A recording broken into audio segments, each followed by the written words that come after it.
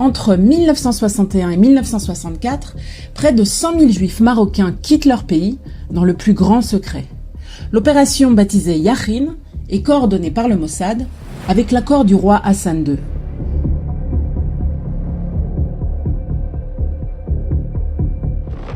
En échange d'un paiement de $50 par tête versé par Israël, somme non négligeable pour l'époque, les autorités marocaines autorisent discrètement les départs.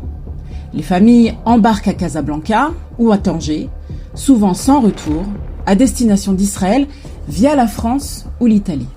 Cette opération logistique est confiée à la division Misgueret, une branche du Mossad, déguisée en association sociale. Avec l'aide d'organisations juives internationales, comme le YAS, les départs sont organisés par vagues, par la mer, à bord de navires comme ceux de la compagnie Tzim, ou par avion, grâce à des vols spécialement affrétés. Les juifs marocains n'ont souvent droit qu'à un petit bagage. Le reste est abandonné. Les départs sont planifiés pour éviter toute tension publique, avec des documents temporaires ou des faux papiers. Tout doit aller vite, discrètement.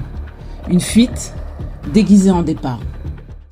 Le naufrage du bateau Egoz en 1961, où 44 migrants clandestins trouvent la mort, précipite l'accord entre Rabat et Tel Aviv.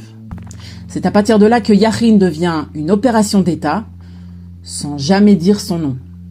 Opération Yachin, quand l'exil devient une stratégie diplomatique, quand l'espérance millénaire du retour vers la terre d'Israël prend soudain forme, dans un surplus d'émotions, mais quand l'arrivée au pays, tant rêvée, aboutit souvent dans quelques quartiers défavorisés, une parcelle désertique dans le Negev ou une colline isolée de Galilée.